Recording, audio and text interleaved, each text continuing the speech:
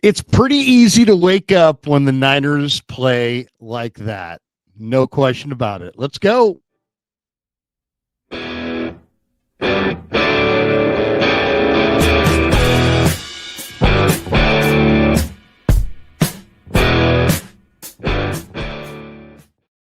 I mean, who doesn't love a Victory Monday here on Wake Up? Welcome, Damon Bruce, Larry Krueger. It's great to have you all here, and it's great to see the 49ers reestablish the line of scrimmage, something that we thought that they had lost control of this season. They found some control of it last night. The fact that George Kittle is back in the room, the fact that Hennessy makes his sort of debut in the middle of that offensive line. I mean, we're not wishing injuries on anybody, but the 49ers might have gotten a little bit better with this Hennessy upgrade at center. Christian McCaffrey put a game for the ages down in front of us, and the defense holds its ground. What a night for the defensive line. Michael Penix was just young and dumb enough to lose that game in certain moments, and the 49ers will take it in one of their better efforts of the season. Larry, they remain on the NFC's lead lap with 5 wins now on the season. Good night for the San Francisco 49ers. Wow, what a game. What a game. Came home, watched it again, slept as fast as I could. And got up this morning to join you here today, Damon, and I'm fired up for what you call a Victory Monday. Welcome to the Krug Show meets the Palouse. Welcome to Wake Up. We're here every Monday. We're here every Friday. We're here every morning after Niner games. I got lots of people last night at the stadium, Damon, saying, "Are you and Damon going in the morning?" I'm like, "What do you think?" I bet you are. Like, that's right, we are. Do you want to know how big Pig in a Pickle has grown? I was asked twice last night in my live stream if I was the owner of Pig in a Pickle, and if I'm the one who hired you to do that, and if they're, because you keep on thanking Damon and Mary, so I think people think that I'm also the Damon from Pig in a Pickle. Right. Look, I could only. Your wife has your wife been called Mary at all on the street? No, Jillian is not known as Mary, but look, the show's gravity, the show's importance in the zeitgeist, I think it grows. And you know what? The 49ers' importance in the NFL continues to grow too, Larry. And I think that this front office absolutely deserves to reward this team start with an aggressive trade that doesn't sell the future away. But, you know, there was a story that I read over the weekend that the 49ers were very much like in the pole position to make a deal for Trey Hendrickson before the Bengals basically said, no, we're still going to play football this year, so we don't think we're going to move him. So if they were thinking that aggressive before last night, after last night, I mean, Tatum Bethune's nickname should be Geico, because this guy is linebacker insurance. He was fantastic last night, Larry. Fantastic. And I guaranteed in the pregame, Damon, that to Tracy Sandler, I said, Tatum Bethune. She's like, they're like, oh, I don't know how Tatum Bethune's going to do. I go, they go, Krug, what do you think? I said, Tatum Bethune's going to do great. In fact, I will guarantee, I go, he's going to have 10 tackles. She's like, will you guarantee it? And I'm like, absolutely. Hey, and luckily he came through for me. The guy's a tackling machine. Find me the game he's playing in where he doesn't have 10 tackles. He is all over the football field all the time when he is given permission to be out there.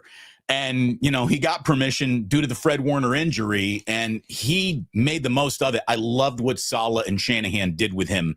They sat him down, and they watched Fred Warner's first game as a 49er. And they said, look at him, Tatum. Does this guy look anything like the guy you see today? There's no dreadlocks. He's wearing number 48, which, by the way, is your number. But Fred, his rookie year, wear number 48. So, Tatum, is there anything here that looks similar to you? Because here's one thing we'd like to sort of point out to you. You're better right now than Fred was game one. So just know that as you go out there. You are more prepared to be successful day one than Fred Warner was. Now, Fred is a Hall of Fame linebacker. We're not saying you're that yet, but I loved that little head game, the mind game that Salah and Shanahan played with Bethune to get him ready to play this game He was outstanding. Chase Lucas was outstanding. I thought that Jordan Elliott was great. I thought that Alfred Collins was really good last night.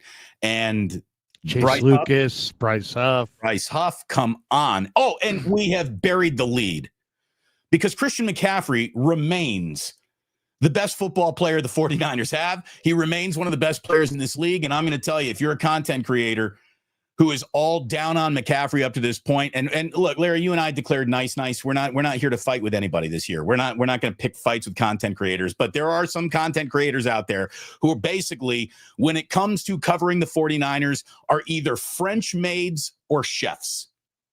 They just want to declare everything washed and cooked as fast as they can. That guy's washed. That guy's cooked. The season's cooked. These injuries, we're now washed. Shanahan's washed. McCaffrey's washed. This guy's cooked. We got chefs and laundromats everywhere covering this team. Here's what the 49ers are. As well positioned to win the Super Bowl as any fucking swinging dick in the locker room. Okay? That's well, I mean, yeah, I mean, this is the NFL in 2025. I think there's a bipolar nature to the coverage for sure.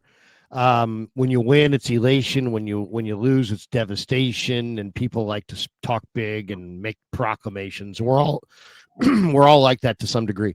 We got a lot to get to this morning, but we should probably start with our sponsors. Brought to you by Pig at a Pickle, the best barbecue in all of Northern California. On this side, check them out. They're in Emeryville. They're in Corte Madera. They're open 7 days a week. And also, 49er football all season long is presented by Sleeper, the fastest growing fantasy platform in the world. One-stop shop. You get blazing fast news, real-time stats, group chat, season-long leagues, and, of course, Sleeper picks for daily fantasy. All you got to do is use promo code Larry. Sleeper will match your first deposit up to $100. Links in the description. Terms and conditions apply. Lots of people are winning on Sleeper, including Kevin and I. Though we didn't win, I don't think, this week on our line. So part of my that didn't cash Sleeper parlay was I had Mac Jones over 1.5 touchdowns, and he obviously threw 0. But boy, Christian McCaffrey got it done on the ground. So there's a nice thing, Larry, that happens when the 49ers play in a standalone game, either on Sunday or Monday or Thursday night, and you get to watch the rest of the league. And I do think one of the things that has 49ers fan base misled is all you do is you're a 49er fan. So you watch the Niners game and you might not be watching the rest of this league. Well, on a day where the Niners have their own time slot, you get to watch everything in football. Like yesterday was a great red zone day, watching some games. And dude, the number one thing the 49ers have going for them, other than Christian McCaffrey, is just, Larry, it is the most wide open NFL season of all time.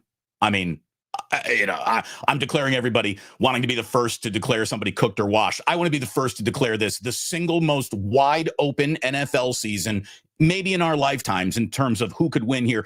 There are a few good teams right now. There are 0 great teams. Zero historically significant great football teams.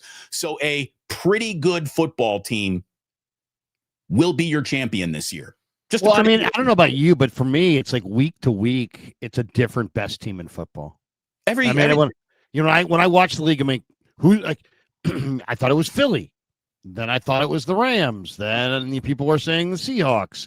Other people are yelling about Tampa, and Green Bay gets Micah Parsons, and all of a sudden, people are just fired up about the Chargers, and then the Broncos, and now the Colts. You might today probably the argument is the Colts. The Colts made absolute mincemeat of the Chargers. Dude, so it is wide freaking open, and anybody can win. And I mean, the idea that the 49ers would sell off the season, that's gone. It's insane. And then the question is this: it's like, what should they try to get done? I don't know if they can get Trey Hendrickson. There's a lot of rumor coming out of New York. I think I did watch a little bit of the Jets this weekend. By the way, okay, so you're talking Jets. I was saying the Giants were dealt a devastating loss, giving up 33 unanswered fourth quarter points. I was rooting for that. I had parlay. What a wild weekend I had parlay wise. On Saturday, I have a 4-team parlay in college that gets ruined, Damon, because all I needed was Florida State to beat Stanford. And they lost to Stanford.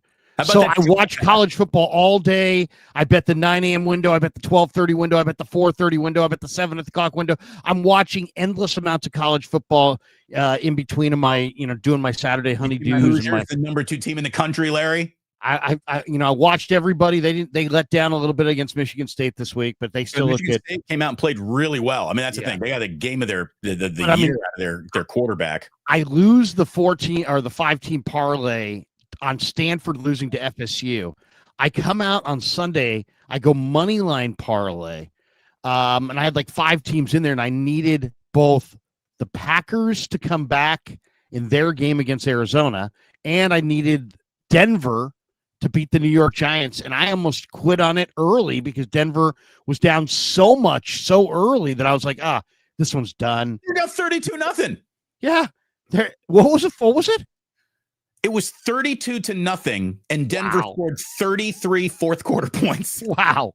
So Denver is really, really good. But yeah, I mean, I think your overarching point is the good one, which is that the NFL is wide freaking open. Larry, and if you wanted to have a debate, we could open this up right now and have a hell of a show of just saying, make your argument of who's the best team in football. You can't. You almost can't. Though. You'd have an argument for 10 teams. Yeah. There's a handful. There's no way it's 10. I would say it's Niners, Rams, Lions, Packers, Eagles. That's 5. Bills, Buccaneers, Colts, Chiefs. We named Buccaneers, didn't we? Or okay, if not Buccaneers. And Denver. So that's 10 right there. I think it is 10. It was 19-0 before the comeback started. Sorry, they might be more. Might be 11 because you might want to throw Chargers. Okay, but I guess it wasn't 33 or 32-0, but they scored 33 fourth quarter points. Yeah, the Giants did, or the Broncos did. The way I see it, it's like Eagles, Colts, Packers, Bucks, 49ers, Chiefs, Rams. You put the Bills in there. You get the Lions in there, maybe. Then there are 22, 21, 20-ish teams who are a literal coin flip every single week. You got no idea what you're going to get. Then you got the Dolphins, the Titans, the Saints, and the Raiders. There aren't any 4 teams as good as the 4 worst teams are as being awful. Like there is not a team as good. What? There is. Okay, so on the that may need to be. The teams that are bad in this league are really bad. Are really, really bad. The teams that are good in this league aren't as good at being good as the bad teams are at being bad. Or they're just not quite. I mean, who knows? Maybe Indianapolis is awesome, but I mean, they're not. We haven't seen any consistency across the board. I think the Niners might be the best team. The Niners might be the best team. Think about that for a second. Look, it might be the Patriots. I mean, that's how wide Patriots look good. Yes, that's how wide open this thing is. There is an awful lot of reason for the 49ers to still believe that they're positioned well. They're going to get even better. They will get healthier. They're going to get more potent offensively. Again, we'll see if there is a discovery among their offensive line, which keeps things going. I think George Kittle deserves an awful lot of credit for showing up. And did you see Kittle's quote? I was there. Okay, yeah. So you did. So George Kittle said every single week in the tight ends room, guys stand up and they say, "What is your goal? What's your goal this week? Is it a tight end touchdown, setting the edge, whatever your goal?" George Kittle's goal this week was to make Christian McCaffrey the NFC Offensive Player of the Week. Awesome. And I think they did it. I mean, CMC was incredible last night. Everything that he reminded you of, he showed you again. He still got it. If you can give him space, if you can buy a sliver of daylight for him, he's a first down. Kev had the number last night. It was an amazing number. I gotta read it to you. It was a spectacular stat, Damon. Listen to this.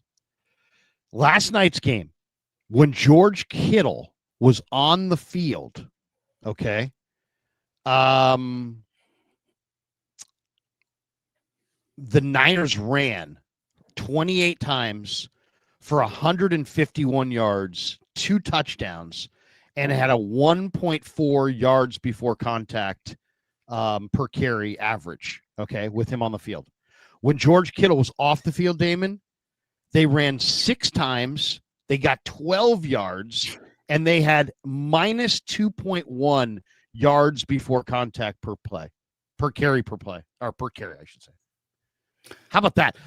Going from 1.4 yards before contact to minus 2.1 yards before contact, going from 28 carries and 151 yards and 2 touchdowns to 6 carries for 12 yards, basically 2 yards a pop. George Kittle makes the whole thing go. When you run outside zone, you have to be able to block on the edges. The Niners have had the best blocking on the edges with JJ, Ayuk, Debo, big bodies, Kittle, and now you take all those guys away, basically, and that had a lot to do with their struggles running it, and then throw in the interior as well. But Damon, there's one other topic that I'd like to hit real quick before I forget. Bryce Huff. I want to talk about Bryce Huff for a sec, because Bryce Huff had 2 sacks and 5 pressures. He is, and I said it a month ago, he's the best defensive end edge rusher the Niners have had opposite Nick Bosa since in the Shanahan Lynch tenure. He's better than D Ford. He's better than Drake. He's better than Ebukam. He's better than Chase Young. He's better than all those guys. He's literally the best opposite Bosa they've ever had since Shanahan's been here. But I do think it's interesting, Damon. And I was driving home last night, and I was, sometimes you're thinking about all the micro, right? The micro this, the micro that. When I'm driving home from Santa Clara and the roads are empty, it's 1:00 in the morning and I'm going 85. Oh, good. You didn't have a 1:00 in the morning traffic jam? I know you hit those sometimes. Those are reality, dude. Road closures and fix-ups and this and that. God bless the people who do that stuff, but it's a pain in the butt. But I sometimes will let myself start thinking about kind of the macro view, so I can have some different angle to bring to you than I maybe shared in the postgame, right? Because in the postgame, we're very micro and this third down and this play and that play and this fumble. I like to get the macro view on Monday to try to bring it to people. And to me, Damon, the thought that kept hitting me driving home is that the hubris of being a champion, the arrogance of being on top, and I just really believe this. When you're on top and you win, you get satisfied. And once you get satisfied, you lose sometimes the map that got you to the championship because you're satisfied. I'll give you some examples. 49ers won back-to-back Super Bowls, 88, 89. What did they do the next year in the draft? They drafted tiny little Dexter Carter out of Florida State because they felt like they didn't need anything. They had no needs. We just need a little fast scat back. By the way, Larry, real quick, are you talking about Macro Jones? Macro. I am kind of talking about Mac. But what I was going to say is, so I was thinking of, the Niners, drafted Dexter Carter when they just because they felt like they had no needs. This regime drafted Jake Moody in the 3rd round because they felt like, we don't have any real needs that we need to fill. So we're going to go with a kicker in the 3rd round. We can do that. It's a luxury, but we can do that. No, you can't. You're not going that good. And they figured that out. And then I think of the last night's game and what the Niners would be without Bryce Huff and what the Niners would be right now without Mac Jones. And Mac Jones, the hubris of the Patriots is they've been winning and winning and winning and winning. And then Belichick's like, I can do whatever I want. I can take Matt Patricia, a mediocre defensive coach, and I can make him the offensive coordinator. And it doesn't work. And you ruined your young Pro Bowl quarterback and the guy that probably could have been fine in New England, but you ruined him because you had Matt Patricia as your defensive coordinator. And then I think of the 49ers and Charles Haley in the 80s, in the early 90s, and Carmen Policy and all these guys had experienced so much fucking winning that it was like, oh yeah, we can trade Charles Haley to the Dallas Cowboys. We can absolutely do that.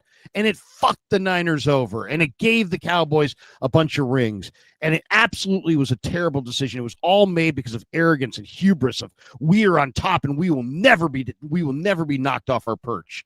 Well, guess who's there? Howie freaking Roseman. And Howie freaking Roseman won the Super Bowl and has won a couple. And it says everybody's kissing his ass. Everybody's telling Howie he's Bill Walsh, Jim Finks, and every great GM all rolled into one. And he is starting to believe it. And so what did he do in the offseason?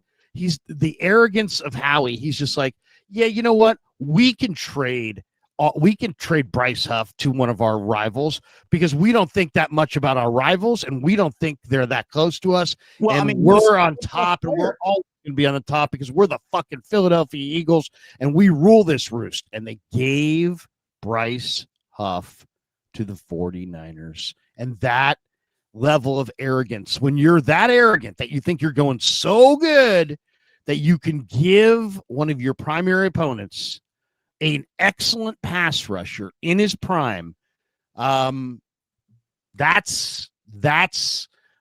are the kinds of moves. That's why the Niners have Mac Jones. He's not in New England because of the hubris of winning in championships, the arrogance of I'm never going to be on the bottom. Bill Belichick. Now they have Bryce Huff because Howie Roseman's like, I don't care about the Niners. I'm not worried about the Niners. Here, Niners have Bryce Huff. I think they got Bryce Huff. They got him in. He was hurt. He didn't quite fit their defense, and they just looked at him as a distressed asset that didn't mean much to them. They paid him the contract for a reason. Oh, they did, but then that's because he's good. And they gave him to the Niners. Yeah, it's like Todd Husek made the point. He's like, we were talking about the Haley thing at some point. He's like, why do they have to trade him to the Cowboys? It's like, exactly. If they hadn't traded him to the Cowboys, you wouldn't have had the 92 title, the 93 title. He was the final piece to the puzzle. I'm not saying this is Charles Haley, but it reminds me a lot of Charles Haley. Charles Haley, went to the Cowboys from the Niners because of their arrogance. And now Bryce Huff is a Niner, and he came from the Eagles because of Howie Roseman's belief that the Niners can't touch him, that the Eagles are going that good. I mean, when it comes never to going Haley, quite that good. Right. When it comes to Charles Haley, I mean, I think you're leaving a little bit out of the story there. Was there some hubris? There's reasons. I mean, there's reasons that Huff didn't fit. I mean, yes, Charles Haley was a bad actor, but Roseman's not. bad. What's that? No, I know. But that's why Damon, that's why you trade him. That's not why you trade him to the Dallas Cowboys. True. Who were building up a juggernaut, and you handed them the final piece to the puzzle. When you see your opponent struggling, you don't throw them a life preserver. And the last thing I would have done if I was Howie Roseman is give anybody who is dangerous off the edge. Kyle Shanahan can score points. They've got offensive weapons. You're giving them Bryce Huff in his prime. And it's all because of how arrogant Philly is. Philly thinks that the Niners don't matter. Philly thinks that they don't need Bryce Huff, and they're going to get the pick. And it's now the Niners have the best edge rusher they've had opposite Bosa since Shanahan has been here, and they got him in a trade from probably their number one team that stands between them and the bowl. By the way, quite amazing, really. My this guy's getting better radar is officially now pinging on Sam Aquinu. I mean, he's playing better, man. Week after week, the more snaps he gets, the better he gets. Really happy that Alfred Collins fell on that fumble again last night. Alfred Collins is turning into a player early in his career. And, without Fred Warner to just clean up everything behind you, this defensive line it needs to be better. And I'll tell you, I thought Jordan Elliott last night played with a lot of sand in his pants, man. He was hard to move around. Yeah. He's playing well with the Niners. Yeah. Look, it's, at some point, great guy too. Great guy. At some point, we're going to, I think, look at this improving defense under Salah, and we will come, the pendulum will swing back to, man, it really sucks that Bosa and Warner aren't a part of this. But I think they still got enough pieces to be a functional team in a wide open NFL. And if their offense can just keep, the scoreboard honest, they're going to be in every game that they're going to play the remainder of this season. I mean, their next two steps are just huge in terms of the way the entire year unfolds. Let's get to that then. Let's get to that because that's Niners, Texans. Right. At Houston, at the New York Giants. Both of these feel like winnable games, but there's nothing easy about them. Houston's defense is ready to beat you up in any game. Houston's offense maybe doesn't even show up at the stadium, though. So that's the shot you got in that game. The New York Giants have a very interesting young quarterback here in Jackson Dart who will spend most of the game looking great and then throw a pick six that relaunches a Broncos comeback. And, oh, shit, he's a rookie. By the way, man, I'll tell you, this is not a day to, crap on Kyle or criticize anything. They did the job last night. But the way that they ended that first half and his clock management, I swear to God, how do you have 3 timeouts, about 50 seconds to kill, the ball on the 40, and you throw 3 times in a row? Why do you not get that clock ticking? If it weren't for the fact that Michael Penix is still young and stupid, I mean, the 49ers might have lost that game. First of all, Penix was not on it last night. He was off most of the evening. He didn't have much flow, or he was kind of uncomfortable. And then the defensive line actually made him a little less comfortable. And that was great, especially on those, he's throwing it passing downs, and they were getting to him with 4 guys, throwing some pressure at him. Chase Lucas coming out of nowhere every now and then. But I lost my train of thought. I'm sorry. It's all right. Let me rescue you for just a second. I've got a thought. I've got a thing I want to show. Here it is. If not for Michael Penix throwing the ball out of bounds, intentional grounding for a 10-second runoff. Oh yeah, the end of the first half. That game's tighter at halftime. The 49ers' best defensive play of the first half, affecting the scoreboard, was Michael Penix taking a field goal away from the Falcons before they even got a chance to kick it. Yeah, I mean that. First of all, it wasn't necessarily going to be a field goal. Could have been a touchdown. Oh, that's the thing. They had a couple shots to the end zone for sure. Right. I mean, they had a couple shots. Let's share the screen. Morning wake up deserves a little morning Baldi. Let's get a little morning Baldi. Give me some Baldi here. Here's a little Baldi on Malik Mustapa, who I talked to in the locker room afterwards. The big Mama Chewbacca hit that he put down there last night. Here's the monster hit on Tyler Algier. I wonder what John Lynch thinks about when he watches Malik Mustapa here. Who's bringing the wood? The big wood from the safety position right here. 100 miles an hour. Big wood. Tyler Algier coming up the middle, and he hits him, bang, right in his xiphoid process. He bends it backwards. He doesn't get up. He buckles him. I wonder if John Lynch, jumps out of his chair, spills his coffee all over his suit when he watches hits like that. 49ers used to have a safety that hit just like that, too. Yeah. Mustapa. I love it. What a great player Mustapa is, man. What a special player he is. It's really, really good to have George Kittle back in the room.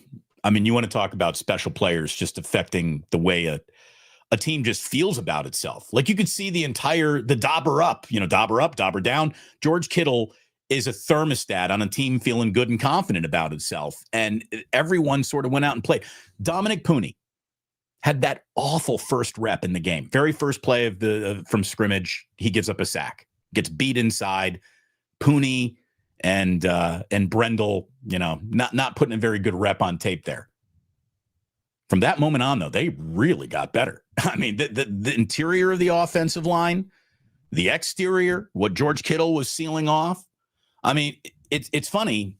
We know how good of a target he is, and we see targets galore on good football players all the time. Kyle Shanahan just thinks differently. Kyle Shanahan will have this weapon, and if its name isn't Christian McCaffrey, it's not going to touch the football very much. It's really, really weird. You'd think that Kittle would be out there force feeding. You'd force feed him a little bit.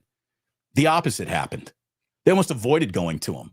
I'm sure the Falcons spent an awful lot of the week getting ready for George Kittle, and what a waste of prep time that was, because he hardly ran a pattern. Well, it's just about the gravity of any player. And, if you can get, so many of these play calls, I mean, you can see the gravity of a CMC or the gravity of a Kittle. I mean, they drag the coverage, they tilt the coverage, and then other guys are open. And, he's also coming back from being off for a few weeks. He's also he's playing, I guess, with a torn hamstring. So, I mean, he's got a lot going on. And by the way, how's that happening? How can you play with a torn hamstring? Like, I really don't. I don't know. I mean, I don't get I was asking about it this week, and they said that, once it tears like that, then it's just a matter of rest, and I don't know. I don't know. To me, it seems like he's not going to be the same speed guy, but we'll find out. I think the other overarching thing that we haven't discussed is that, last night was national TV, and there's a very good chance that Robert Salah is going to get a head coaching gig off of this film last night.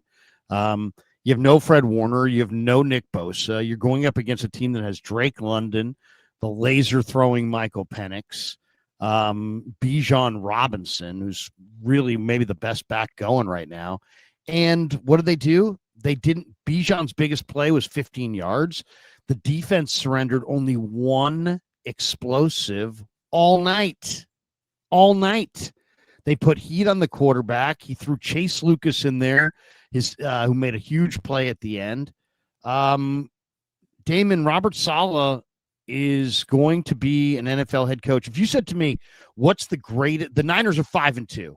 What's the greatest thing they got going? If you ask me that, I would say the two greatest things the Niners have going right now is obviously CMC is an amazing player. So that's one. But as far as outside of CMC, which is kind of like the obvious one, the Niners have two quarterbacks that are smart, that can process, and that they can win with. And the Niners have probably the best collection of coaches between Shanahan and the offensive coaches. And then now you got Gus Bradley and Robert Salah together. I saw Bradley in the locker room. He was congratulating Jair Brown and some of the DBs. And it's like, Gus Bradley is the guy who created the Legion of Boom. And now you've got Gus, you've got Salah, who should never have been dumped in New York. He's a head coach for sure, but now he's. Look at it this way. Have the Jets gotten better without him? In fact, not only the Jets were number one in defensive EPA per play in the last 17 games of Robert Salah. In the first 17 games without Robert Salah, the Jets went from first in EPA per play on defense to last. How about that? In the NFL, last. So Robert Salah, that was my other takeaway, is that Robert Salah is absolutely he is damn good. And he called a hell of a game, and he's getting young players to play. He's not just a defensive, guy on, he's not just a coordinator. This guy also has the ability to spot talent and say, let's bring in this guy, let's bring in that guy. And I think it's key, Damon, because we already hinted about the trade deadline. The talk coming out of the weekend was that the Jets lost again, and that they're going to back up the truck, and that the Niners may call the Jets about multiple players, including Will McDonald, Jermaine Johnson, Michael Clemens, Quincy Wilson. Heck, people are saying Garrett Wilson. I doubt that. Breece Hall, I doubt that. But I do think a couple of those defensive players could be coming from the Jets, and that might be enough for the 49ers. So we'll see. It's going to be an interesting couple of weeks for John Lynch. The trade deadline is November the 4th. It's currently the 20th of October. By the way, happy birthday to my older brother. Today is his birthday. I believe his 60th birthday. So happy birthday to the big Chris Krug up in Sac. The judge, as I like to call him. The judge. The judge is an October 20th birthday, and today is October 20th. So, but yeah, I mean, I think Salah and Shanahan, Jones and Purdy, and obviously CMC. That's the Niners' advantage is right there.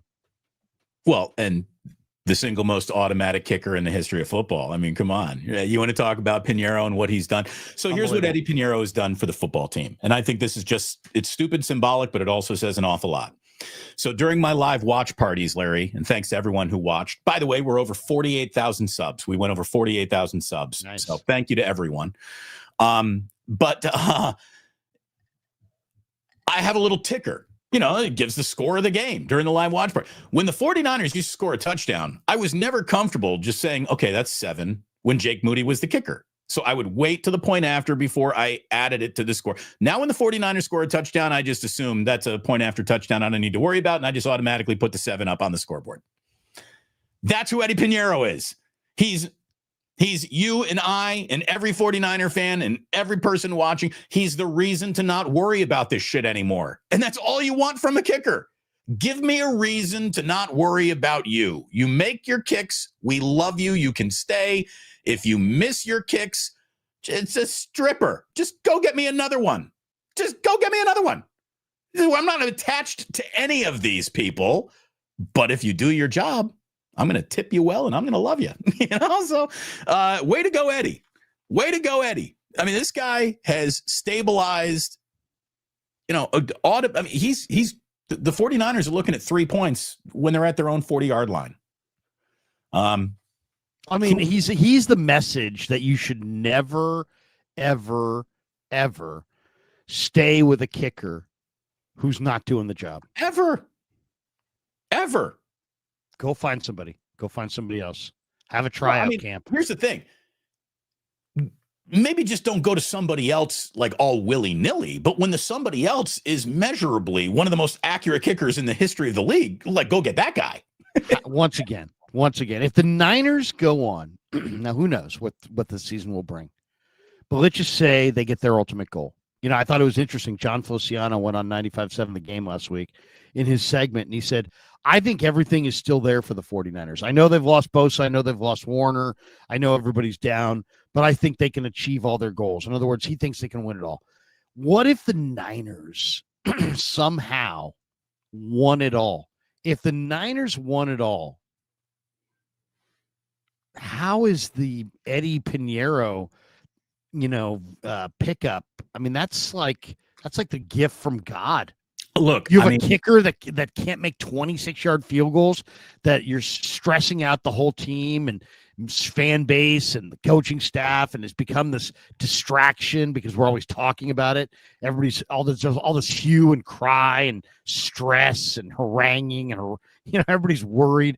And then you go to Eddie Pinero, and he goes 17 for 17 and makes a bunch. I think like 6 of them are over 50. Yeah, it's the best start any 49er kicker has had to a season of consecutive made field goals.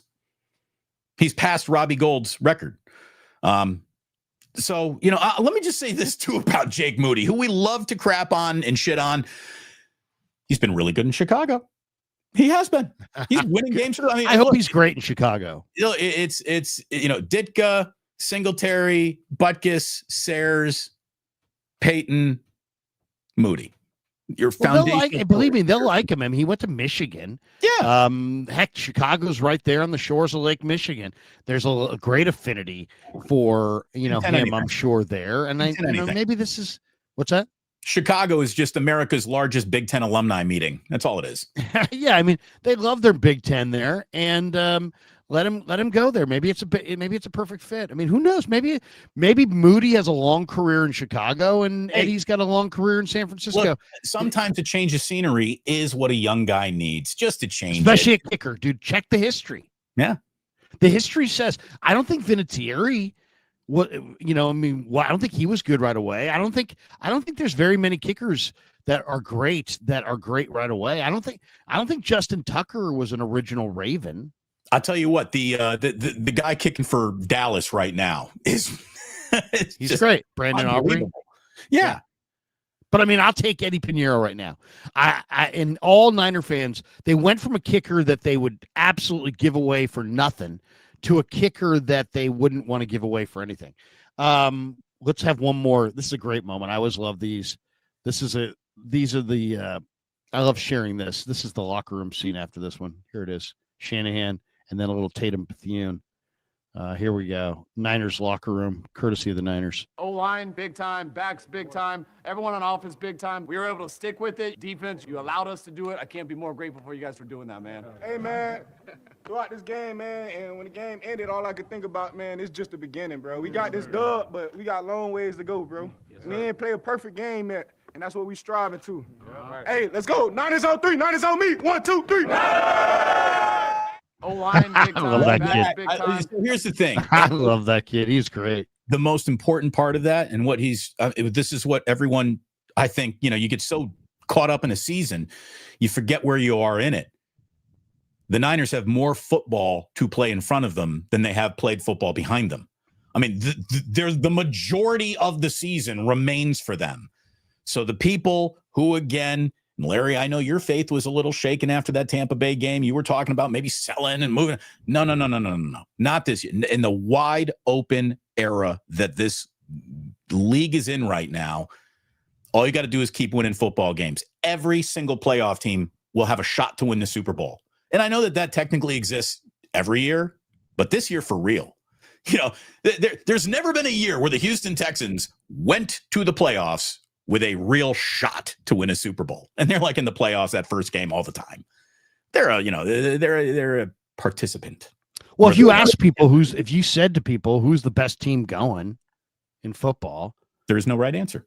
Well, I mean, maybe a week ago, people would have said, going into the Atlanta game, people would have said probably Josh Allen and the Bills.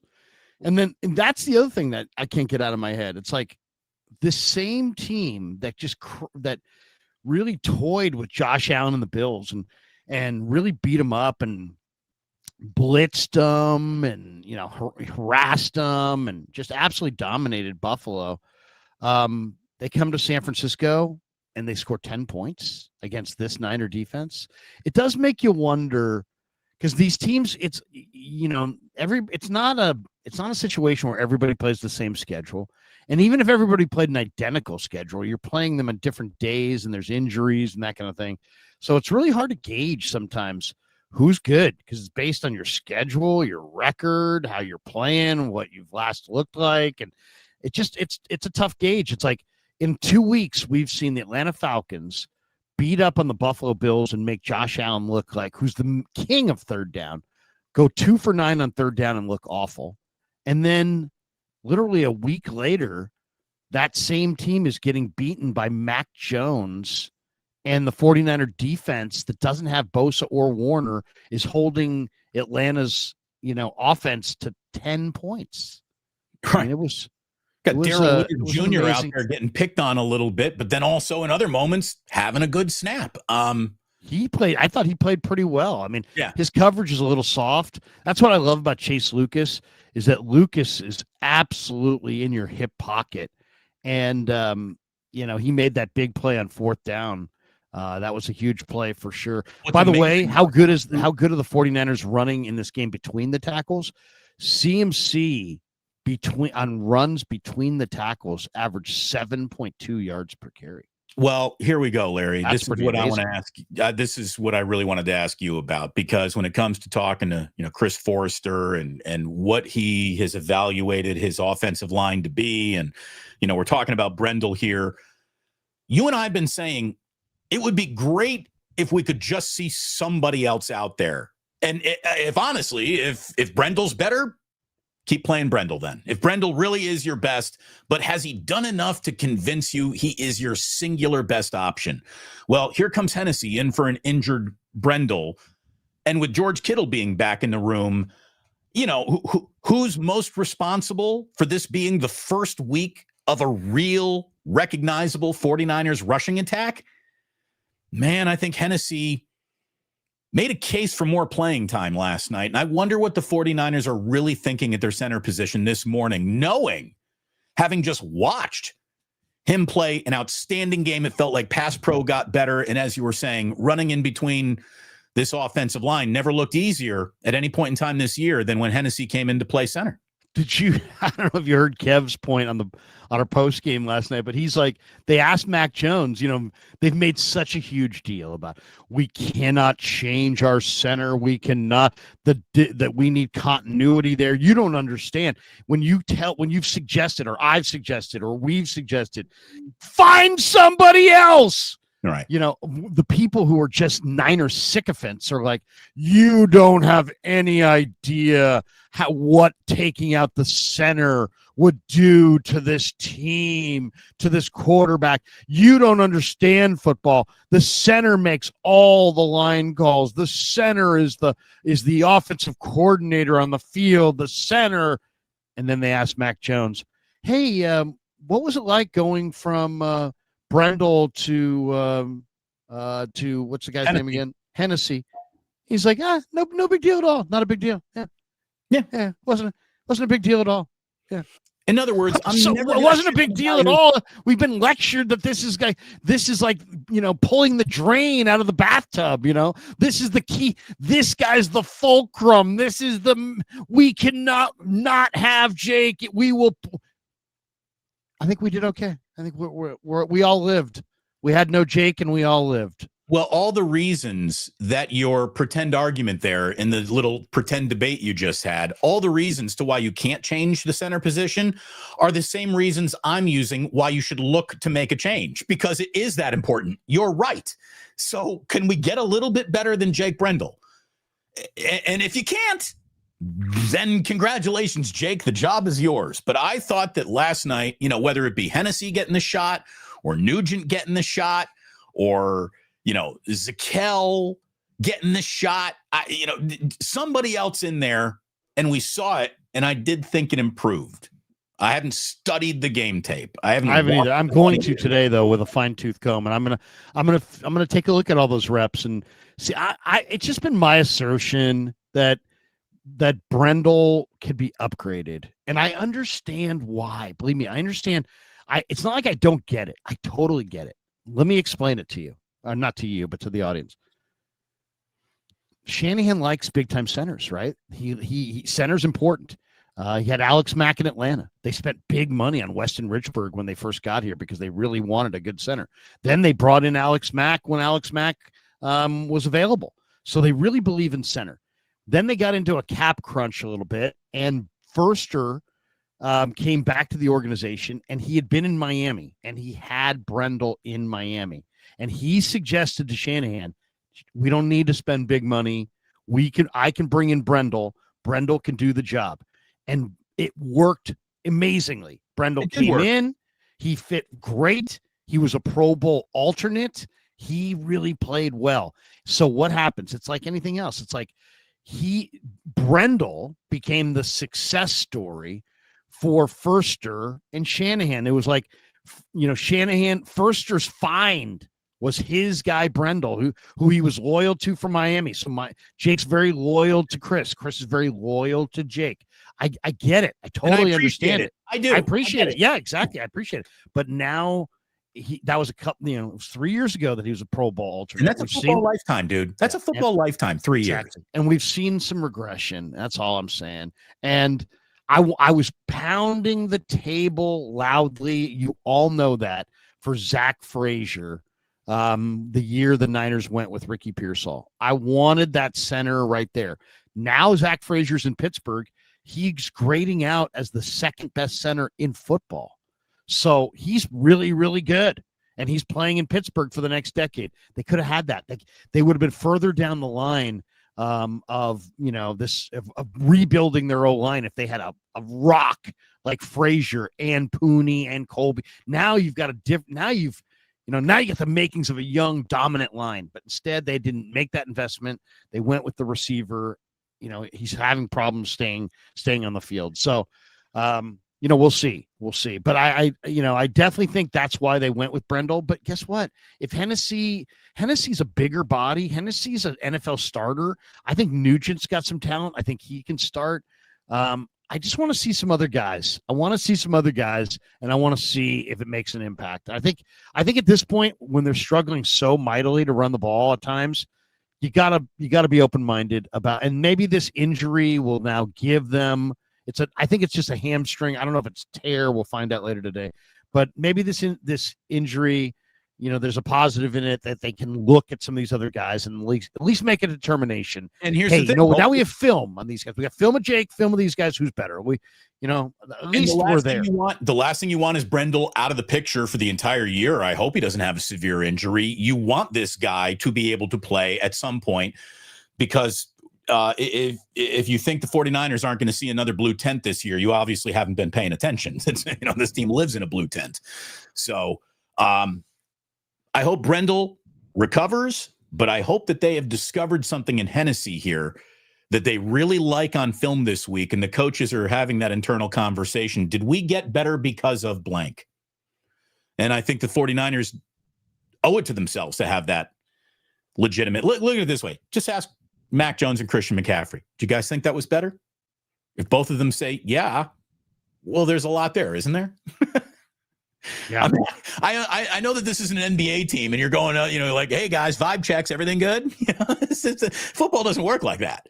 But I do think that there needs to be some serious consideration that an upgrade has materialized in front of our eyes without any choices by the coaching staff. An injury chose this, so no one's responsible for it. It just happened. And I think they got better with it just happening. By the way, an interesting coaching note, if you will, Lawrence. 75th career regular season win for Shanahan with the 49ers last night. He's one of 6 active head coaches to have 75 wins with the team that they currently coach. Now, Mike Tomlin is, of course, on top of the list, 187. John Harbaugh in Baltimore's won 173. Andy Reid, 147 in Kansas City. Sean McDermott in Buffalo has won 90 games. McVay with the Rams is 185. Shanahan's 75th career regular season win with the Niners. And I would argue, I guess you can't take away Super Bowl years. When you're an NFC champion, you had a good year coaching. But I think that we're watching Kyle Shanahan's best job as a head coach right now. And there are still moments where we're left scratching our heads and going, come on, man, you got to get a little bit better on that.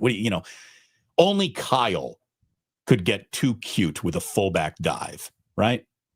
I mean, a fullback dive is officially the least cute play in football, but Kyle used it in a too cute moment. And I'm going to tell you right now, don't hand the ball to Kyle Juszczyk again in his career. Yeah. In his career, throw him the ball all you want. Kyle Juszczyk in a pattern is dangerous. Kyle Juszczyk with the football is me carrying a football. He goes nowhere. He's not a runner. He's not a fullback runner. He's really not really much of a fullback blocker. What he is a little bit of a utility fullback, can catch the ball for you, use him as such, or get him off the field. Use him as a tight end. Use him as a chess piece. He's fine. He does some good things. He can be, but yeah, I mean, at times you're sitting there. The play last night was really rough, but, yeah, I mean, what can you say? What can you say there? He's a Pro Bowl fullback, but that wasn't a great moment. Do you think, so here's a question I almost don't even want to ask. As this team is watching McCorkle do his thing. Right. There is no quarterback controversy until there is one in Kyle's own mind. Do you think there's one growing in Kyle's mind? Well, first of all, I disagree with the premise that there's no quarterback controversy. I said it going into yesterday, and I believe it, which is I said if Mac Jones wins tonight and plays really well in the process, and then the 49ers go back to Brock Purdy next week in Houston, and for whatever reason, if Brock plays not that great and they lose to the Texans, I don't care what the Niners want, what Shanahan wants, what Lynch wants, what Jed wants, what the locker room wants, what the media wants. It won't matter. It doesn't matter. These things take a life of their own. Here's the reality. Here's the Niners' reality. They're an iconic franchise in a major market that sells the NFL. The NFL is a juggernaut. It's not a juggernaut because of the Carolina Panthers. It's not a juggernaut because of the Jacksonville Jaguars. It's a juggernaut because of the Philadelphia Eagles. It's a juggernaut because of the Dallas Cowboys. It's a juggernaut because of the Chicago Bears. It's a juggernaut because of the LA Rams. It's a juggernaut because of the New England Patriots. It's a juggernaut because of the Oakland Raiders, now the Las Vegas Raiders. It's a juggernaut because there's like 12 iconic franchises that make this a juggernaut. The Niners are one of those franchises. So the NFL is enormously popular, and the Niners are one of the reasons it's enormously popular. And so guess what? If and there's a million talking heads now. The NFL Network's got all these shows, and everybody's got all these shows. And football drives more media in this country than any other sport times. It's the only reason why network television continues to exist.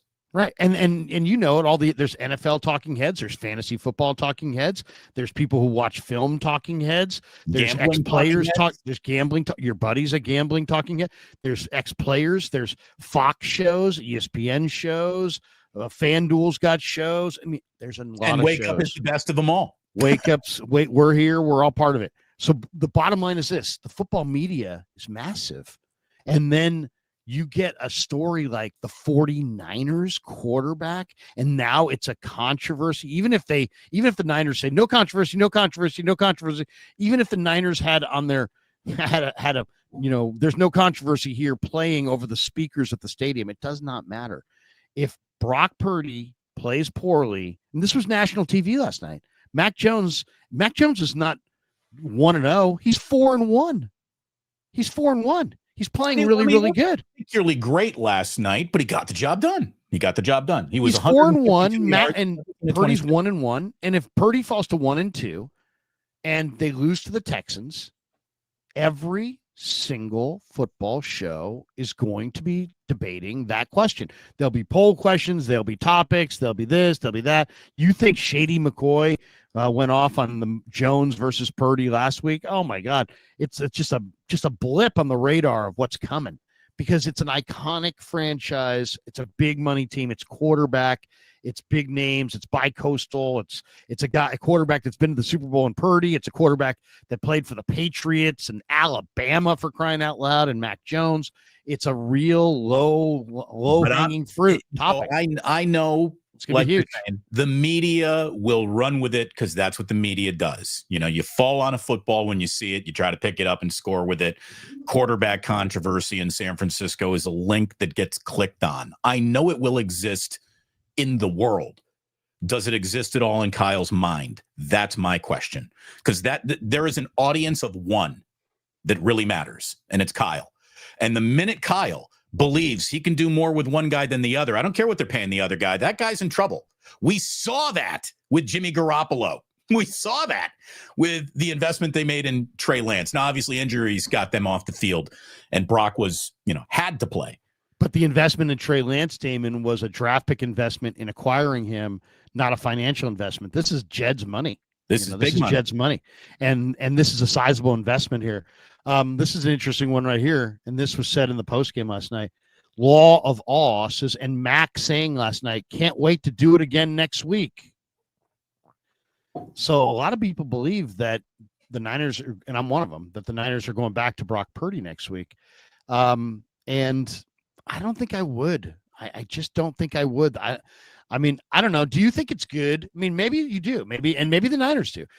Win a game with Mac, maybe win a second one, then go back to Brock, and then you got to go back to Mac and then back to Brock. I mean, maybe this is the way they want to play their hand of cards at quarterback and get through the season this way. Mistake. But I would like to see them, since it was the initial prognosis on his turf toe was 2 to 6 weeks. He played 2 weeks later. It's like, why not give him 6 weeks? Well, that was the prognosis. He's out there the Monday after the Saints game in a limited practice. Shouldn't have even been allowed to do that. Right. Rest equals sit the fuck down and don't do anything for a little bit. Okay. Could you put your foot up like Fred Warner in the suite last night? And Fred looked like he had a really nice setup, little shrimp cocktail. He's enjoying himself. We need. I mean, if you had to rush back because your team was circling the drain, then right. I get it. But that's not the scenario. The scenario is not that your team is circling the drain and you got to rush it back. And then there's also this, Damon. At what point do we talk about this turf toe as it could be a career-threatening situation? We're not there. We're not there. No, but I'm just saying, no, I know. But what I'm saying is that's where this goes with this type of an injury. And I don't think I would play around with this. Get this guy some extended rest. Don't have him practice. I know, the Niners feel terrible. I know Brock feels terrible. I know he's chomping at the bit. I know he's trying desperately to show everybody that he's this quarterback that's worthy of this money. And I'm sure it's incredibly frustrating. So what? There's nothing you can do about it. Here's the thing. You did it. You proved it already, man. You got your money. The paycheck is the paycheck means you sit when the team tells you to sit because you're that much. You're not just a player anymore. You're an investment and you're an asset that needs to be protected. And sometimes you need to protect an asset from itself. The biggest in-season mistake this team has made so far is going back to Purdy in that Jacksonville game when Mac was the right guy for the job in the moment. He was the right guy just in terms of all the storylines around that game. The dude is from Jacksonville. He wants this one. Give it to him. He used to play for them. Go. They didn't. That was a mistake. One that you identified. You saw it coming. Then they claimed that Mac wasn't as healthy as Brock. Okay, so maybe that was just something you say to get people off your back, right? And are we saying that this week? Because I don't know what that. I think Damon. I think it's really interesting. I don't think we know what they're going to say this week. I would take Mac. I would start Mac Jones in Houston, not because Mac is a better quarterback or gives you a better chance to win, but it's the circumstances. What you got left in front of you, all the distance that you have to still cover, and Mac has earned some benefit of the doubt here. I mean, you start looking in the mouth of your backup quarterback for more than 5-6 games in a row, you are asking for it. But Mac Jones is a little bit better, and he's a little bit of a different striped animal than you normally get from a backup quarterback. And the Niners need to ride the wave of success that I think they're having and buy more time for an injury that only heals with time. I wouldn't think about playing Purdy in either of these road games. And I don't think I want him on the turf at MetLife either. MetLife claims a life every week. That turf is so bad. I think I'm starting Mac the next 2 weeks, buying 2 more weeks for Purdy, and then talking about going back to Brock. If you go back to Brock this week and he loses, and I think it's unrealistic to think that he could play and not have a setback. I don't think he can play and not have that get worse. So what are we doing? It's middle of October. Do we put him back out there if you think he can get to the finish line, but don't put him out there if he can't. If you know that he can't, I don't think you should put him out there. And I think right now they're in that mode. If you had no other option, if it was like, we're going to lose or we can go with Purdy hurt, it kind of goes back to your thoughts when we watched the NFC Championship game. When you were sitting there watching Josh Johnson and Purdy's holding his helmet on the sideline, you're thinking to yourself, is there any way Brock can just get out there and hand it off? You're thinking, is there anything that we can do here? That's kind of how I would view this. Is like if you were totally desperate and you were going down the drain and you wanted to throw Brock out there because otherwise you're going down the drain, that's one thing. But you're not going down the drain. You just beat the Atlanta Falcons and held them to 10 points a week after they trounced the Buffalo Bills and Josh Allen. And by the way, I do find that funny. All the people who were like, Josh Allen this, Josh Allen that, Josh Allen this, Josh Allen that. Josh Allen's awesome, but he's a human being. You know, it's not like he's the perfect quarterback of all time. Heck, Mac Jones had more success going against the same defense 1 week after Josh Allen did. Does that mean Mac Jones is better than Josh Allen? No, but let's just pump the brakes on Josh Allen as God. You know what I mean? And it's like the kid from Fireball. Let's see him win a Super Bowl before we anoint him this awesome, amazing, once-in-a-lifetime quarterback. I love him. He's a great talent. There's no question. I'd love to have him. How about this? Here's the thing. Let's slow down on how good Josh Allen is, and I will trade you both Brock Purdy and McCorkle for Josh Allen right now. Sure. But, you know, that's the thing. The one thing about Mac Jones is that he's playing well, but he's also saying all the right things. He's not like, hey man, this is my team, this and that. Right. He's like, this is Brock's team. And he's asserting leadership and he's doing his thing. And you know what? I mean, he's striking every right chord. He really is. Even though we're discussing Brock in terms of injury, that quarterback room is incredibly healthy in terms of the relationship and how it feels and how it operates. These guys have yet to, square off, and you've got allegiances and alliances being formed in the locker room. Are you a Mac guy? Are you a Brock guy? None of that is happening right now. And it didn't happen with Young in Montana either, because they had high character guys. Yeah. As far as guys are striving to win, and I'm sure it's somewhat. I mean, that room was probably frostier than this room, to be completely honest. But yeah, Brock is got mental maturity, and Jones has a great attitude, and these young guys like Martinez and Rourke are there, and these guys also know that they need to bring these guys along. I mean, Curtis Rourke might be the quarterback of the future. They got to bring him along. They got to bring along Martinez. But you're right, the culture in that room is really good, really good.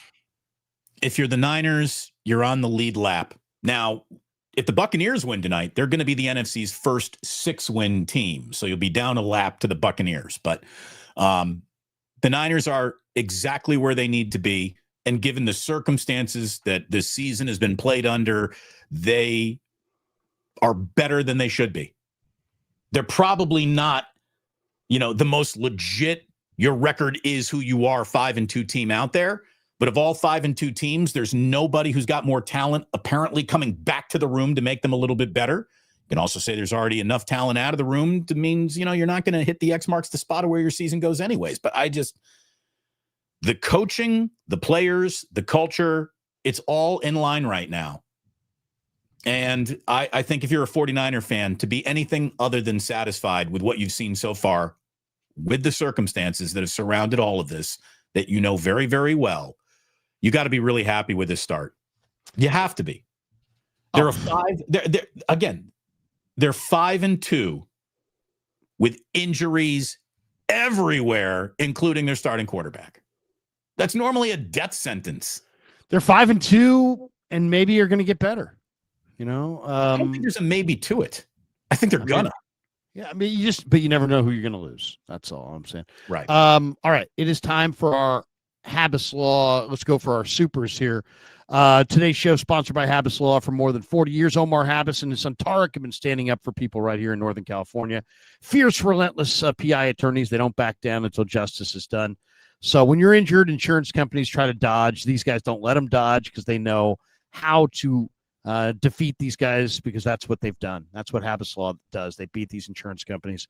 They're official partners of the Giants, the Earthquakes, San Jose State, Santa Clara. So if you need someone in your corner, call the firm insurance companies. Hope you never call Hubris Law. They will fight to make it right. Visit them on the web at HubrisLaw.com, HABBAS law.com, 1-800-INJURED.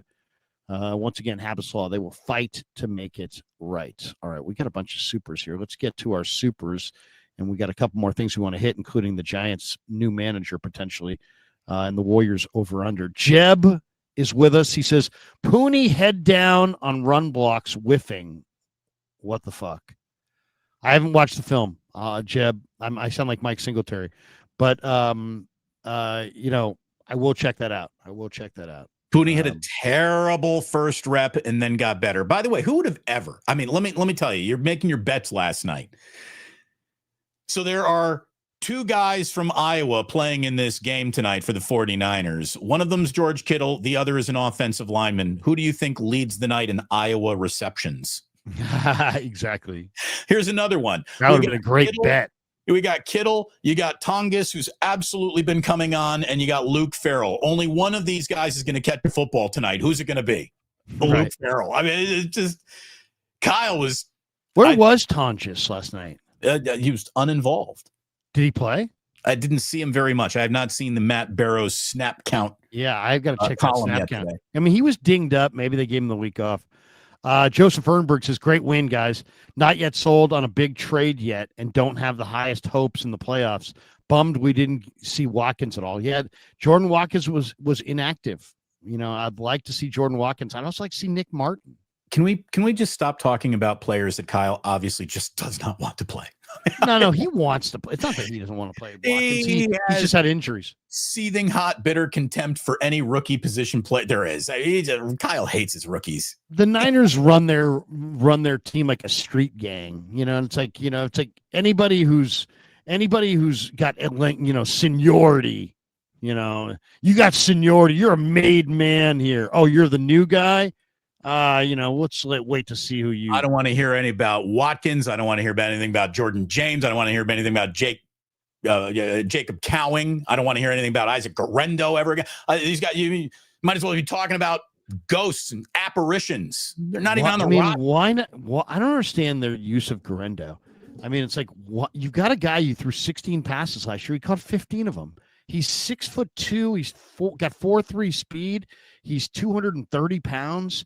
And it's like, this guy's obviously not a running back, but he's obviously a really good receiver. Flex him out and throw him the fucking ball. Jesus Christ. I mean, it's sad. This guy makes plays on the practice field where you're like, that's the best player on the team. Looks fantastic. He looks the best. And then he doesn't ever get the ball. It's like, I get it for a week. I get it for a couple weeks. But after a while, that's negligence. Get your best players on the field. Bill Walsh used to say, everybody would be like, oh, this guy can't do this. He can't do that.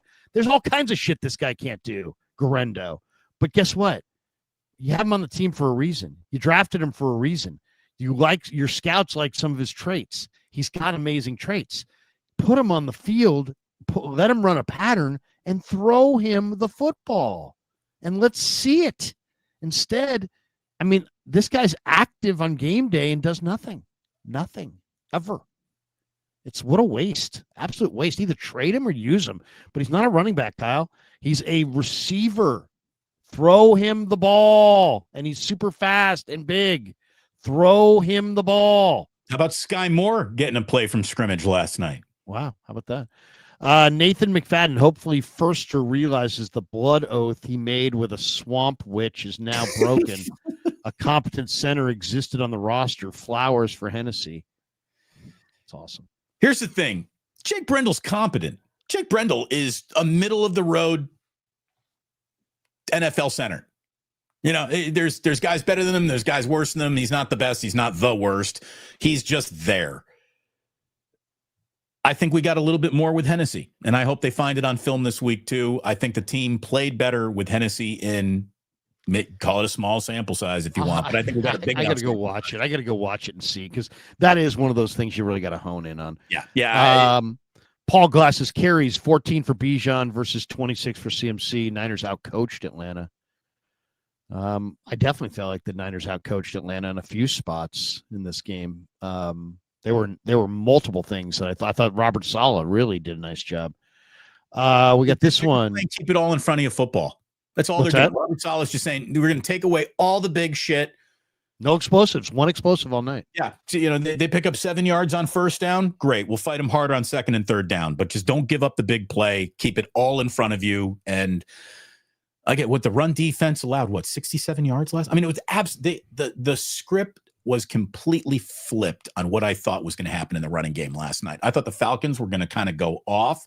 I thought Bijan Robinson might have 100 yards receiving, and McCaffrey was going to scrap and scrape for his 125 and find it. And the 49ers running game was the Falcons running game last night, and vice versa. Well, we didn't even talk about this yet, but the Niners go a lot of outside zone, but they did a lot of gap scheme last week or the last night, and just kind of powered through between the tackles. The more I'll know more after I watch the film. I was sitting in the upper deck, but no doubt about that. I mean, they went gap heavy at times. Propa says Warner Bethune combo will be great next year. Do you think the biggest trade need is edge rush? Ideally, O-line help, but you can't really just find that. You know, I don't know about next year as far as, you know, I mean, you've got Winters, you've got Warner, you've got Bethune, you've got Nick Martin, but they're fortified. They've got a lot of guys there. It's funny too, because I you know, there are a lot of people who are like Bethune, and then like I get accused of liking all these late round picks. So people are ragging me all week. Oh, dude, you like Bethune? You like Bethune? It's like, come on. Yeah, dude, I do. I like Bethune. I mean, he shows up at the football all the time with an angry disposition. I'll take him every day. I liked him at Florida State. He wasn't fast enough. The key was this. Last year when he got some run, he wasn't fast enough, and he had to redo his body. But he did. And he spent the offseason redoing his body, and he picked up an extra step and a half of speed. And it's kind of like Brock Purdy going to Jacksonville, picking up a little bit of arm strength, and all of a sudden now he's got requisite arm strength. Well, it's the same thing with Tatum Bethune. You're either fast enough or not fast enough. Those are the two speeds in the NFL. And last year he wasn't fast enough. He was right on that 4.7, 4.8. That's not fast enough. That's that's linebackers in the 20 years ago. Now you gotta be sub 4.7, or you're coming off the field. And this guy, I think right now probably is sub 4.7 because he redid his body. So his instincts are good. He hits like a truck. I thought that the speed is why he's improved. I thought that the matchup that Raheem Morris was really going to be looking for was isolating Robinson on Bethune. I thought that's where the Niners might be in for it a little bit, but Bethune did a great job. He really did. And I'm not saying he's ready to be Patrick Willis, but he was Patrick Willis like. He was Fred Warner like.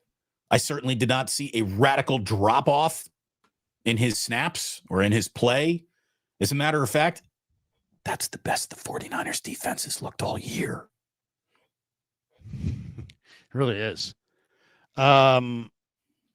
We've got this one from Dale, who says, please tell us about our new center, Larry.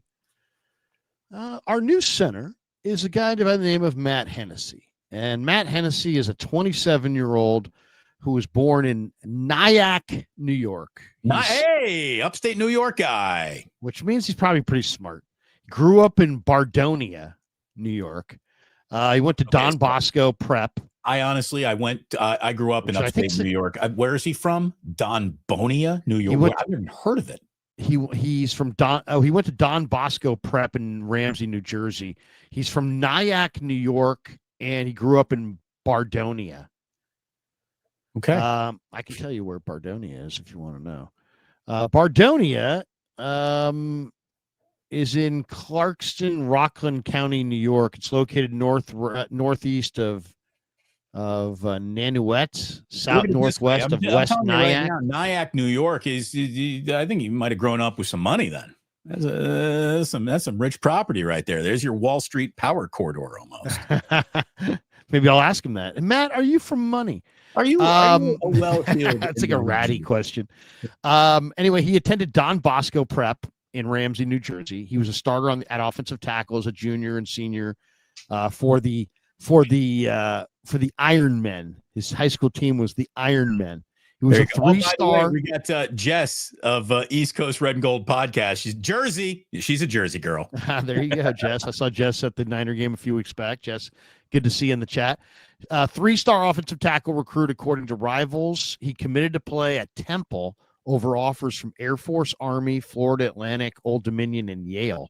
So he's obviously smart. I mean, he was considering Yale. And then he started off playing left guard. Then he went to Temple. He became the left guard. Then he became the center, and then became an all-conference player. He played in the Senior Bowl in 2020. He's 6'3" and 7/8, 307 pounds, 10-inch hands, big hands. Selected by the Falcons in the 3rd round. Wow, 3rd round of the 2020 pick. Played behind Alex Mack as a rookie. And then the Falcons named him their starting center in 2021. He started every game. Then he started at left guard, and he suffered a knee injury. So he's had some knee problems. He went to Philly, and then they released him. Then he went to Atlanta, and he came in for Drew Dahlman when they put Drew Dahlman on injured reserve. Niners signed him the day after Christmas last year. He signed a 2-year deal. His older brother is a long snapper for the Jets. How about that? His older brother Thomas is a long snapper for the Jets. There you go. So it's like the Manning family of centers. They grew up in New York as New York Giants fans. Yeah. So he's considered, a lot of people liked Hennessy as a starter, and obviously Shanahan had some knowledge of him. They probably liked him in the draft process, but he's interesting. So there you go. I mean, I could look up his scouting report and give you some information there, but it's, more than anything, you're talking about an NFL body. You're talking about a guy who is not old. So that's good. I mean, and the Niners wanted options at center, and they kind of, that was the really surprising thing. If you looked at the way they put together their training camp roster, they had all kinds of options at center. Nugent and Zakel and Brendel and Hennessy, and they had all kinds of options, and they never looked like that where they were interested in putting anybody other than Brendel on the field. So he was a 3-year starter in college. His strengths, he was awarded the single-digit practice jersey as one of the toughest players on the Temple team. So that's cool. Very athletic, offers the ability to pull out and get outside on screens. Can hold his post through double teams, stays after single blocks with determination. Weaknesses, as he's a little bit undersized by NFL standards. Look, when I lacks some mass, lacks some length. Here's the thing: undersized doesn't really bother me at center. As a matter of fact, I think that's where you get some leverage. What do you think? Who's the guy for the Ravens who played? Who played at Iowa? I think is he a center or guard? He's a hell of a player. I mean, you're just talking about a smaller player. Yeah, center is the spot where heck, Mark Stepnoski on the Cowboys, offensive line in the 90s was like 290 or something, to 285, 290. Are you talking about Linderbaum? Yeah, Linderbaum. Linderbaum, he's a terrific player. He's not huge. So, I mean, you're right. Heck, I was a big fan of Willie Lampkin. He's 5'10". But that's the smallest guys out there. Exactly, but it's about leverage. What else we got? Supers, Larry. Supers. Yeah. What else? Do we? Yeah, let me see, make sure I don't want to skip anybody. Let's see. Do we get that one? Yes, we had the Swamp Witch blood oath broken. We got that one. Yes, we got that one. And wait. I just skipped that. Fine. Here we go. Do we get this one? Yep. Oh, there we go. We just hit that. Dale's, Pooney, and Trent were tired of the shade being thrown. Play better. Yeah. I'm tired of people throwing shade at me too. Kevin Wood, CMC is first in rushes and third in catches in all the NFL. By the way, Bijan Robinson coming into this game led the NFL by a significant margin in yards from scrimmage. Mm-hmm. And he had done it in one less game because the Falcons had a week 4 bye. How about that? Bijan was leading the league by a wide margin in total yards from scrimmage, and he had already missed a week already, and so he's playing one less game. Dude, Robinson is absolutely in the conversation for Offensive Player of the Year this year. Yeah, he's a great talent. And the only thing he's got on Christian McCaffrey is youth. We see youth wasted on the young at all times. I'm sure Christian's a little bit jealous, but Christian helped him. Christian, they worked out together. He's a great kid too, by the way. My daughter and her fiance met. She's in Atlanta, going to school there, and they were out and about in Atlanta earlier this year, and they met Bijan. And they took a picture with him. He's a really, really good dude. McCaffrey, let me just give you this real quick. McCaffrey's recorded 465 rushing yards, 516 receiving so far this year, joining Hall of Fame running back Marshall Faulk as the only players in NFL history to have 450 or more rushing and 450 or more in the air through the first 7 games of the season. Wow. So, Marshall Faulk's nickname was Canton, by the way, in his locker rooms. They would just call him, "What's Canton doing today?" Because they knew he was going. Christian McCaffrey. What a great player he was. He should be Christian McCanton because he's going. This is one of the single greatest football players in the history of the San Francisco 49ers. It's funny, too. It's like I didn't realize what he was. I'm sorry. Go ahead. I think he's their greatest running back ever. With all due that's respect. Interesting. I mean, Roger Craig. I mean, Hugh McElhaney. They've had some good ones for sure. Yeah, Frank Gore's the third all-time leading rusher in the history of the league. Yeah, I think Frank might have something to say about that. But yeah, I hear what you're saying. He's a great player. I'll tell you what's amazing. The most amazing part about Christian is his greatest trait is I didn't realize what his greatest trait was. His greatest trait is his ridiculous competitiveness. He's like literally the most competitive guy there is. Steven Sheridan says, enjoying this team immensely this year. Bang, bang. I'm enjoying it as well. David E says, hey, guys, why don't the Niners sign Bryce Huff long-term now? Yeah, I think that makes sense. I would. Well, what's his contract? Where is he?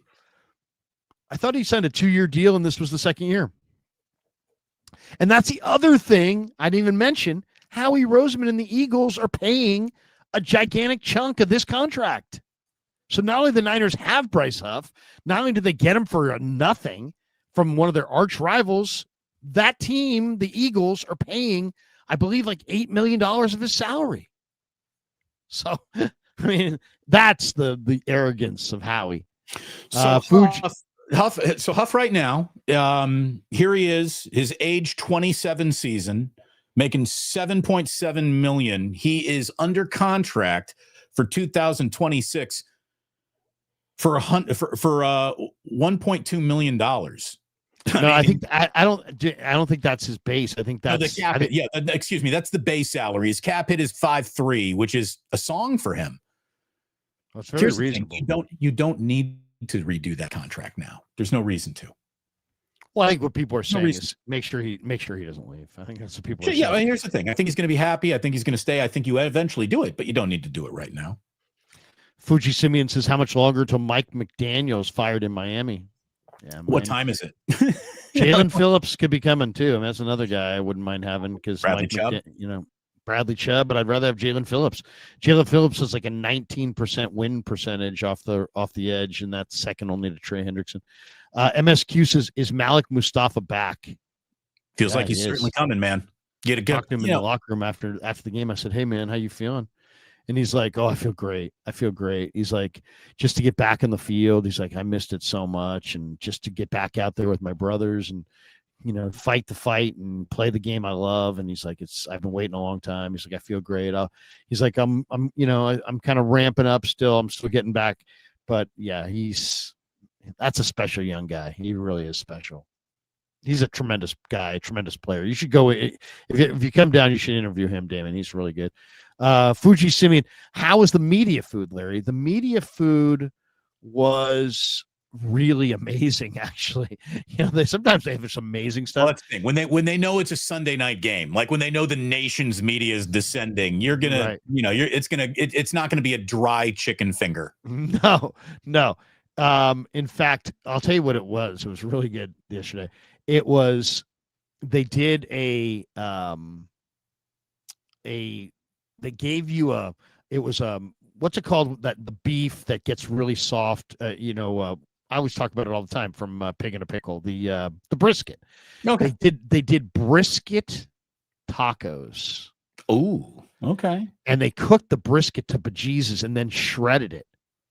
Oh, so it wasn't like big pieces. Tacos? It was, what's that? Like burnt end tacos they're trying to go for? But it wasn't burnt end. It was, because those are a little crunchier. This is just like, it almost looked like, just like slow cooked chicken or beef, but it was with brisket and it was obviously pulled apart. And then they gave you one of those plates that had like indentions and like little valleys, and they put 3 tacos in there. So it like held them together. Oh, and then they had a taco tray. They give you a taco tray, and they had what's it called when they take the onions and they make them like pink? They're so bright. Pickled onions, and they had some amazing tomatillo salsa. It was the tacos were incredible. Then at halftime, they had their chicken fingers they normally have, but they went with a chicken noodle soup. Ooh, they had a chicken noodle soup with but it had like kind of a Southwest, flavor to it. It was like it was freaking amazing. I'm sitting there talking to somebody. I'm like, dude, I'm having a hard time concentrating on what you're saying because I'm enjoying my Southwestern chicken noodle soup so immensely. It was. By the way, in the single most you're a 50-year-old man sentence I will say today, I really like soup. I like soup is good food. Are you about to say that? I like soup. I do. I'm a soup guy. It's funny you should say that. It's like one of those things in the hot weather. No, but as soon as the weather goes to like this time of the year, like I was just saying to my wife, I wouldn't mind doing a little chicken noodle soup or possibly chili. I like doing chili, but this had like little pieces of like, like those little tiny gnocchis. Little had like pillows. little pelts of gnocchi with diced up chicken and some celery and carrot. It was really good. I'm just going to tell you, try the minestrone. The minestrone, I'm a vegetarian, so I go ahead. I don't eat meat, and neither does Tate, and so we like the minestrone. All right, let's do it quickly. We gotta go. Fuji Simeon, I'm happy to have good 49er news. Can't stand Otani. Oh, Otani's the best. Oh my God, Otani. I mean, Yeah, the single greatest baseball game ever played, Larry. I'm pretty sure Otani's not a human being. I'm pretty sure he's mechanical. Blood Moon, Cooper Rush was better, won 5 straight. Sure. Lucetta Ruiz, I think team needs a true free safety at the trade deadline. Okay. True free safety. That's interesting. Heather Taylor, when will they name the starter for this week? I'm sick of thinking of Brock coming out and playing like he did against Jacksonville. When do you think that will be, Damon? When do you think they'll name what? Thursday. Not till Thursday, yeah. They're definitely going to play their cards close to the vest. Fuji Simeon, off topic, your take on the Giants Vitello rumors. Hate it. I don't know. Damon, what do you think of the Giants may be hiring Tennessee's baseball coach? It's never been done before. Been done before. Ever. They get full credit for outside the box thinking. Okay, I'll give them that. Am I really excited about a retread? There's no reason I should be anti this hire. Bruce Bochy was a retread. I will say that, yeah, so was Joe Torre was a retread. I hear you. So was Joe Bob Madden. You're the guy who ended the curse in Chicago was a retread. Here's the thing. I would never bring in a guy to solve a major league problem who's never spent a day in the major leagues. I wouldn't make this hire. But, if you trust Buster, you let him run to his instincts on this one. His personal instincts are bringing him to this one. There's no analytics that says, go do this. And if this guy comes in and shakes it up and is as much of a, pepper pot energy as Drew Gilbert kind of put into that dugout, maybe I don't know. Or maybe this is the reason why Buster should have never gotten the job in the first place. He was the desperate hire and doesn't know what the fuck it is he's doing.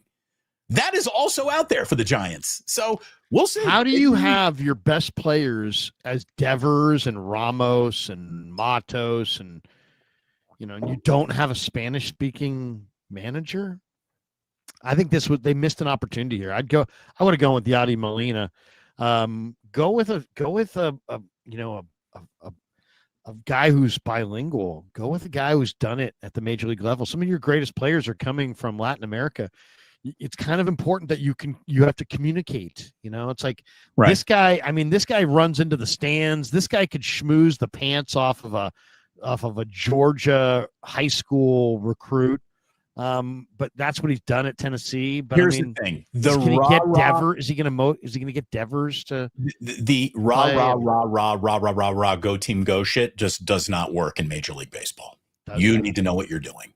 And the whole I'm here with attitude and Mr. Enthusiasm, that shit does not work over 162 games in a marathon. You need to know what you're doing. Does he know what he's doing? If he does, if he can manage a bullpen, if he can set a lineup. I mean, I don't even know what managers really even do in baseball these days anymore. I don't know. They say you're right to the GM. Yeah. So, why not? Well, why not? It's certainly not the direction I would have assumed anyone would have gone in. So maybe there's a little creativity and brilliance to that. We'll all find out. Or maybe this is the reason why Buster will be fired by 2030. I'll say what I said on KNBR. These Giants owners are a bunch of cheap asses. You can't spend $1 for every $2 your opponent spends and think you're going to beat them, especially not when they're smarter than you. Heather Taylor says, what is Huff's contract situation? Damon kind of tackled that. How long will we have him? Disappointed we were missing Bosa across from him. Damon kind of went through that before, but I think she jumped in probably before that. Albert Berger says, huge win yesterday. Love the show. Larry, being down at the facility, do you know if there are plans for a new state-of-the-art practice facility? That's a good question. I don't know what the plans are, but I do know that the NFL mints money, and that if Shanahan, I think that's coming. I think that's definitely coming. There's limited space, but I could see them renovating their practice facility and maybe even bulldozing it and starting fresh with something even bigger. I mean, like I just saw, I don't know if you saw this, Damon, but Jerry Jones had a press conference this week where he welcomed in the Shriners. They're playing the East-West Shrine game at the Star in Frisco, Texas, which is the Cowboys' state-of-the-art, unbelievable practice facility. And I think that, that they've got the state-of-the-art facility, and the Niners is an outdated facility. So I definitely think I even think that the Star has like an 8,000-seat stadium. Yeah, high school. Yeah. Oh, it's an amazing. One of the best moments I've ever seen on television. If you said, what's something that's really cool on TV that I know what you're going to say before you say it. The drone shot. The drone shot of the Star. Yeah, that was awesome. By HBO at the beginning of one of the Hard Knocks was freaking amazing. Actually pretty amazing. I mean, just the fact that you could have a drone, but it was just an amazing thing. And we got this one from Sam Anderson. Hey, Damon, excited for Indiana UCLA? Indiana, we're all for you. We will fight for the cream and crimson, for the glory of old IU. Yes, it is a Superman emblem and an IU emblem together. Let's go, Hoosiers. Number 2 team in America, and for real. For real. It's not an illusion. It's not a window dressing ranking. They're legitimately good. So it's I've never had a gift like this in my entire sporting life. I would have told you, yes, the Chicago Cubs will definitely win a World Series before they did in my lifetime, before Indiana football would matter. So this is the equivalent of sports walking on water. We have seen Lazarus rise from the dead. This is incredible. This is I'll say this as a football person in the history of the Big Ten. It's the greatest 20-game run in the history of the Big Ten. The quarterback is a Heisman candidate. The team is number 2 in the country. They have a 12-1 Big Ten record since hiring Cignetti. He signed 3 contracts in 20 games. 3 contracts. Did you see the elevation of his salary?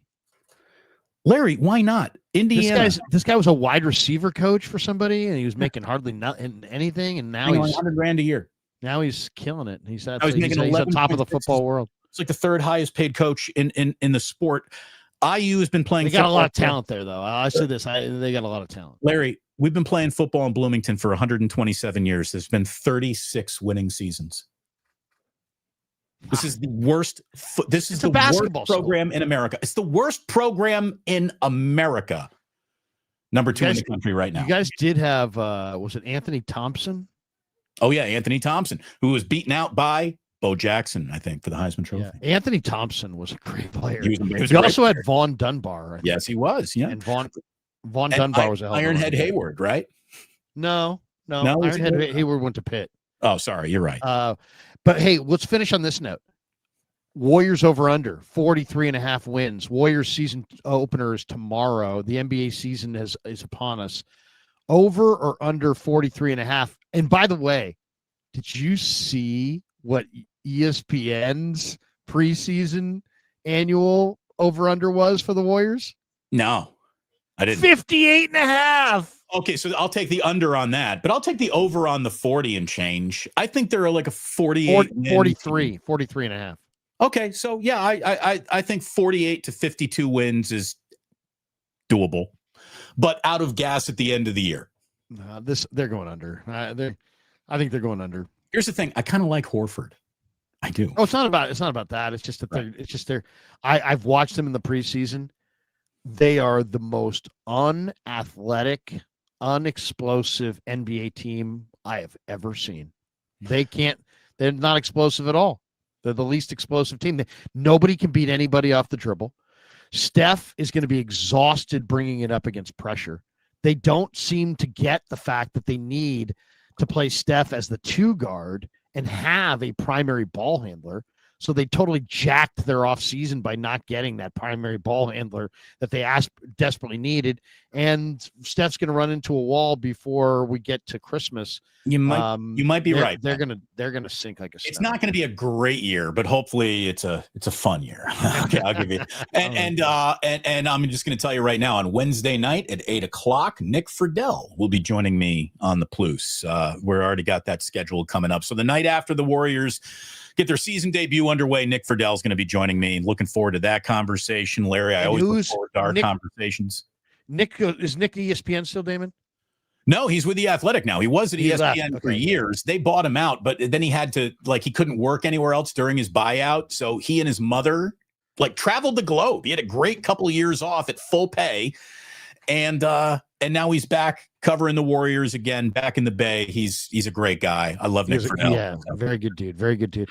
Awesome. Good stuff, Larry. Thank you, man. MJ, drop this one. Larry, sorry, dude, but you were an idiot. Thank you. Great way to end the show. Great way. Leave that one up there. Hey, thanks to everybody. Have a great day. I'm going to be this idiot's going to pop over to Cambiar at 11:50 for a conversation with Greg and Greg. And then I may stream later today with Grant. I may not. We'll see. And then Niners Nightly tonight at 6, but it's not going to be at 6 because we got the Monday night doubleheader. So I'll be on at 8:30 after the game, taking your phone calls, and we'll take a lot of calls tonight. We'll get your reaction. And the topic of the night is kind of what Damon and I started the show with today, which is the Niners may not be the best team in football, but they might be the best team in football. And who would you say right now is, in your mind, the best team in football? And we'll talk about it later on tonight. There is no best team in football. A pretty good football team will be the champion of this league this year, and the 49ers qualify at this particular time as a pretty good football team. So they're in it. Thanks for watching. Like and subscribe. Eat at Ike's. Get a Guinness at the Dubliner West Portal. Pig in a pickle. And don't Sleeper. Don't forget Sleeper. And don't forget the cheese. Habis Law. Thanks to all you guys. Have a great day. Links are in the description for all of the sponsors. Shop the sponsors. Help the show. For Damon, I'm Larry. Have a great day. Peace.